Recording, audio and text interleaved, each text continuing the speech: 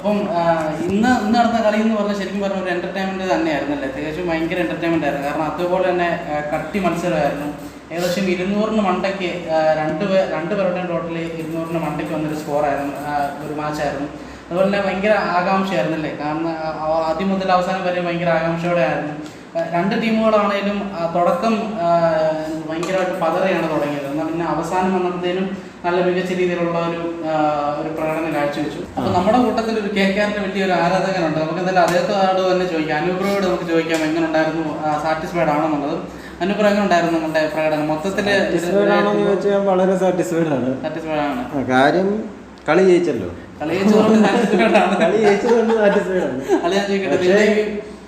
കളി ജയിക്കുന്നത് വരെ ഭയങ്കര ടെൻഷൻ, യാതൊരു പ്രതീക്ഷയില്ലാത്തൊരു.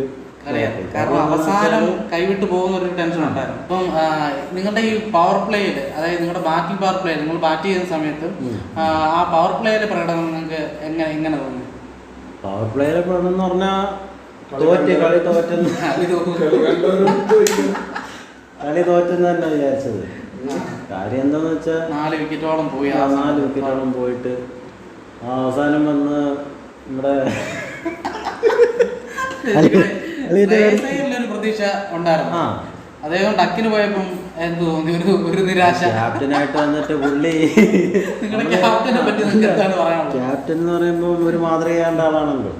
പുള്ളിയെ ട്രോളൊന്നുമല്ല, പുള്ളി നമുക്ക് പ്രതീക്ഷ ഉണ്ടായിരുന്നു. പുള്ളി ക്യാപ്റ്റൻസി ഒക്കെ വെച്ചിട്ട് പുള്ളി കളിക്കും, പുള്ളിയുടെ ഒരു പ്രതീക്ഷ വെച്ചിരിക്കുമായിരുന്നു. പുള്ളി വന്ന് തിളപ്പിക്കായിരുന്നു. അപ്പം പുള്ളി ഡക്കായി കഴിഞ്ഞപ്പോഴത്തേക്ക് ഉള്ള പ്രതീക്ഷ എല്ലാം പോയി. പിന്നെ റസൽ വന്നു കഴിഞ്ഞപ്പോഴത്തേക്ക് തീരെ പ്രതീക്ഷിച്ചില്ല. റസൽ വന്നപ്പോൾ നമ്മൾ വിചാരിച്ചൊരു 160 അത്രയൊക്കെ പോവായിരിക്കും, അത്രയൊക്കെ പ്രതീക്ഷയുള്ളൂ. 160 170 അത്രയൊക്കെ. പിന്നെ റസലിന്റെ കളി കണ്ടപ്പോഴും മാക്സിമം 150 ഞാൻ പ്രതീക്ഷ അത്രയും പോകുന്ന കേരളം. പക്ഷെ 208 ആ ഒരു റേഞ്ചിലേക്ക് എത്തുമെന്നുള്ളത് തീരെ പ്രതീക്ഷ. നിങ്ങൾ ശരിക്കും പറഞ്ഞാൽ അവരുടെ ഒരു ഷിഫ്റ്റിങ് വന്നത് മറ്റേ രമൺദീപ് സിംഗ് വന്നിട്ട് ഒരു പ്രകടനം നടത്തി. 17 ബോളിൽ 35 അടിച്ചിട്ട് ശരിക്കും പറഞ്ഞാൽ രമൺദീപ് ആണ് ആ ഒരു മൊമെന്റ് ഷിഫ്റ്റ് ചെയ്യുന്നത്. അതിനുശേഷമാണ് റസലും എല്ലാം വന്നിട്ട് കളിക്കുകയൊക്കെ ചെയ്യുന്നത്. അപ്പം അതിനുശേഷം ഈ SR ബോളിങ്ങിൽ എങ്ങനെ ഉണ്ടായിരുന്നു നിങ്ങളുടെ? അതിൽ ഏറ്റവും വില കൂടി ബോളർ,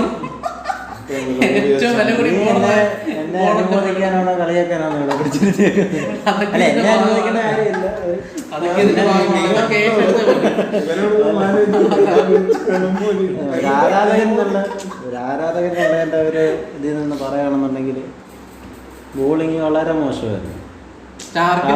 അവര് കാര്യം അവരെ സ്കോർ ചെയ്തേക്കുന്നത് ഏറ്റവും കൂടുതൽ വലിയൊരു ബോളറെ നമ്മൾ ഇത്രയും വില കൊടുത്തെടുത്തിട്ടും അത്ര വലിയൊരു പ്രയോജനം ഉണ്ടായിട്ടില്ല. കാശ് വാങ്ങിയാൽ നന്ദി കാണിച്ചില്ല.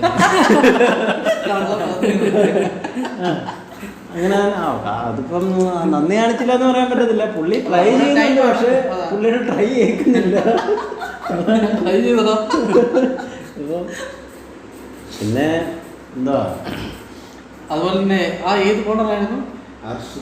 ഹർഷിത്രാണ്. ശരിക്കും പറഞ്ഞാൽ ഞങ്ങൾ കളി കാണും വരെ ഞങ്ങൾ KKR ജയിക്കണം, അല്ലെങ്കിൽ തുടക്കമൊക്കെ KKR ജയിക്കണം എന്ന് പറഞ്ഞിട്ടുള്ളൊരു ആഗ്രഹത്തിലായിരുന്നു. പക്ഷെ അതിനുശേഷം ഈ KKRന്റെ ബോളിംഗ് വന്നപ്പോൾ തന്നെ ഈ ഹർഷിത് റാണ എന്ന് പറഞ്ഞിട്ടുള്ള ബോളർ ആ മായങ്ക് അഗർവാളിന്റെ വിക്കറ്റ് കിട്ടിയതിന് ശേഷം ആദ്യം തന്നെ ഒരു വിക്കറ്റ് കിട്ടി, പക്ഷെ അത് മറ്റേതെന്തുവായിരുന്നു, വിക്കറ്റ് അല്ലാതായിപ്പോയി.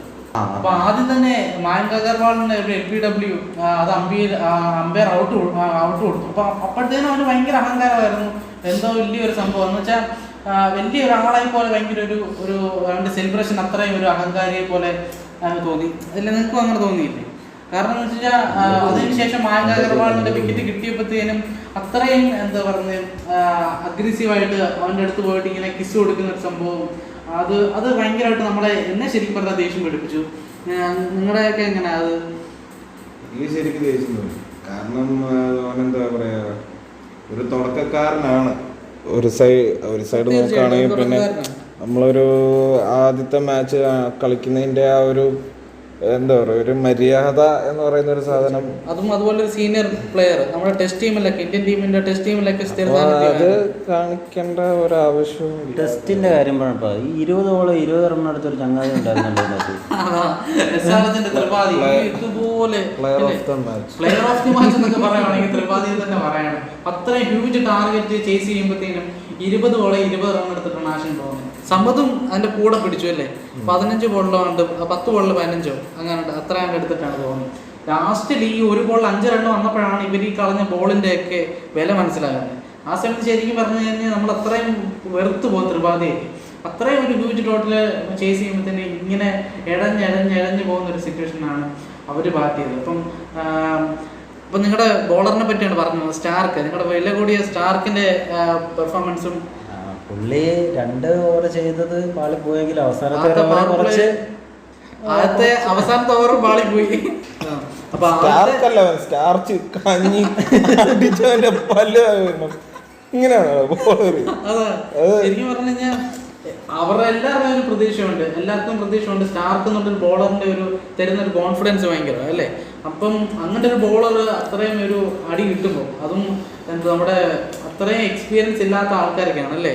അഭിഷേകും അവനൊക്കെയാണ് പവർ പ്ലേയിൽ നിന്ന് അടിച്ചത്. അഭിഷേകും മാൻകാങ്കർവാളൊക്കെയാണ് പവർ പ്ലേയിലൊക്കെ നിന്ന് അടിച്ചത്. അപ്പം അത്ര വില കൂടിയ താരത്തിൽ നിന്നും അത്രയും നല്ലൊരു പെർഫോമൻസ്, അത്രയും ബാഡായിട്ടുള്ളൊരു പെർഫോമൻസ് അല്ല പ്രതീക്ഷിച്ചത് അല്ലേ അനുപ്രോ.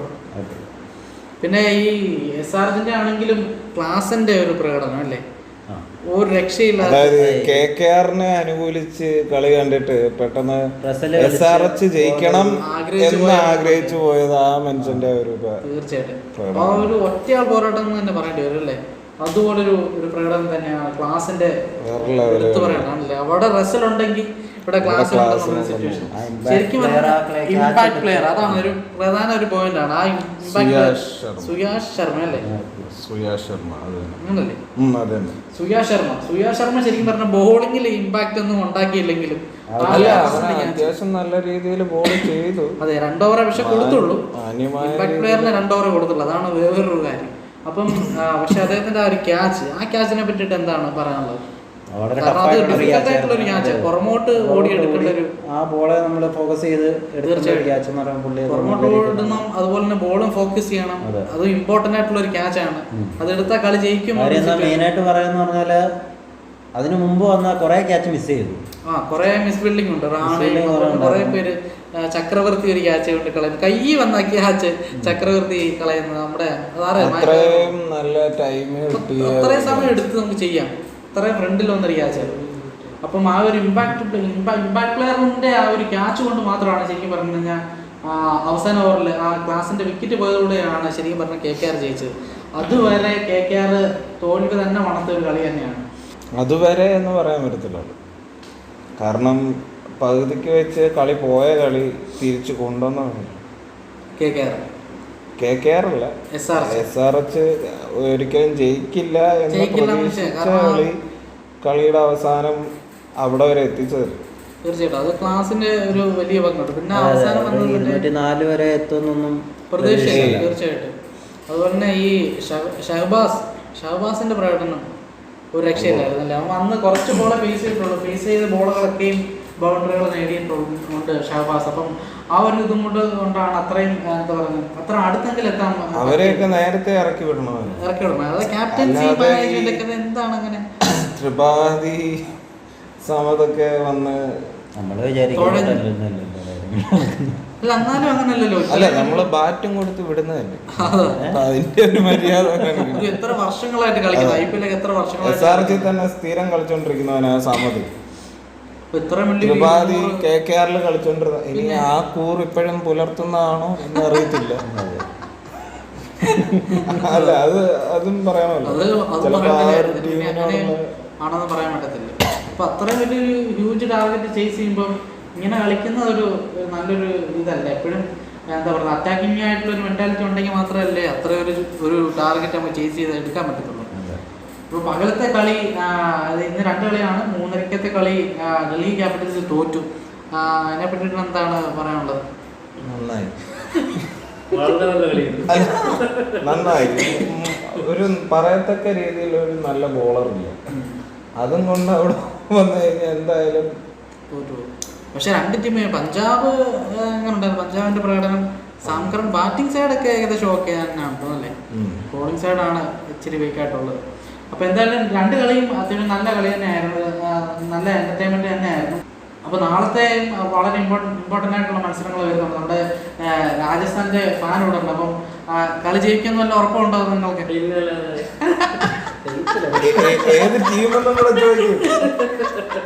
ഏത് ടീം ഒരു ടീം ജയിക്കുമെന്ന്. അപ്പൊ എന്തായാലും നമുക്ക് എന്തായാലും നാളെ കളി കഴിഞ്ഞ് പറയാം. ലക്നൗ ആയിട്ടാണ് രാജസ്ഥാന്റെ മത്സരം 3:30. അതിനുശേഷം വൈകിട്ട്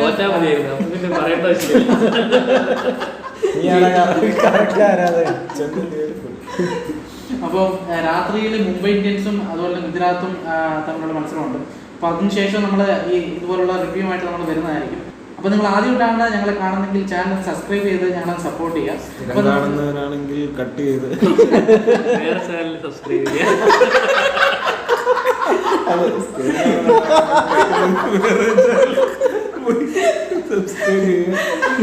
അതായത് സ്ഥിരം കാണുന്നവരാണെങ്കിൽ കട്ട് ചെയ്തിട്ട് വേറെ ചാനൽ സബ്സ്ക്രൈബ് ചെയ്യാനായിട്ട്.